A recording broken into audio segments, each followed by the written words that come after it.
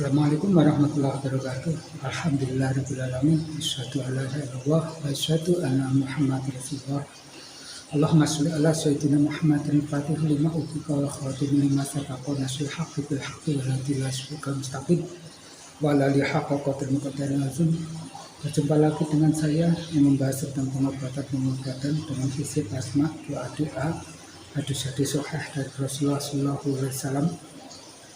Dari saya semoga semua yang melihat video saya, yang komen, yang like maupun yang subscribe dan semuanya yang memanfaatkan ilmu-ilmu yang sesuai syariat yang kita bahas, semoga oleh Allah selalu diberi kekuatan keimanan, diberi kesehatan, rezeki yang berkah, maslahat di dunia dan akhirat.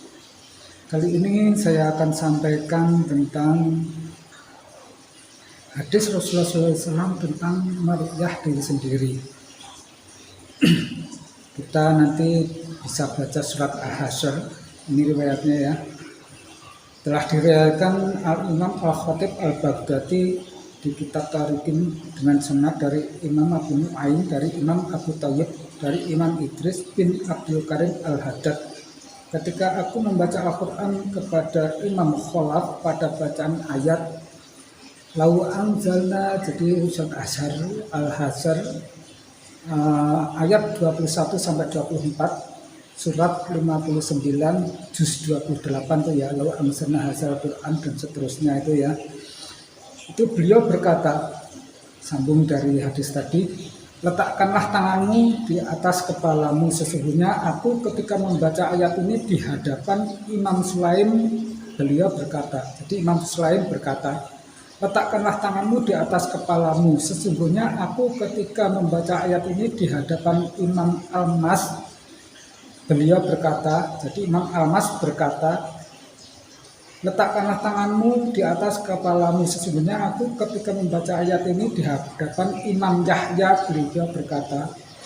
Di sini Imam Yahya meriwayatkan, letakkanlah tanganmu di atas kepalamu, sesungguhnya aku ketika membaca ayat ini di hadapan Imam Al-Qamah dan Al-Aswad, mereka berkata, letakkanlah tanganmu di atas kepalamu, sesungguhnya kami ketika membaca ayat ini di hadapan sahabat Abdullah bin Mas'ud radhiyallahu anhu, dia berkata kepada kami berdua, letakkanlah tanganmu di atas kepalamu, sesungguhnya aku ketika membaca ayat ini di hadapan Rasulullah SAW, beliau berkata, Rasulullah ini ya, letakkanlah tanganmu di atas kepalamu, maka sesungguhnya itu merupakan obat bagi segala penyakit kecuali kematian ya.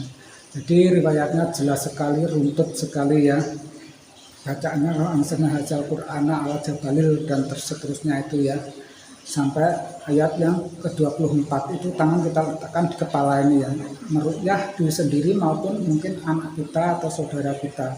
Kita baca surat Al-Hasyr juz 28 surat 59 ayat 21 sampai 24. Pada waktu membaca surat itu kita letakkan tangan di atas kepala. Insya Allah itu semua sebagai pengobat dari semua penyakit ya, kecuali kematian.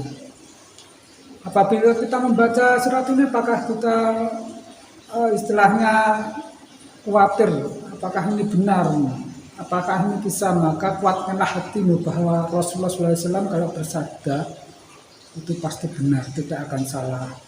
Insya Allah kalau kita meyakini bahwa Rasulullah itu panutan kita dan tidak ada yang salah yang beliau sabdakan, penyakit-penyakit kita akan terobati.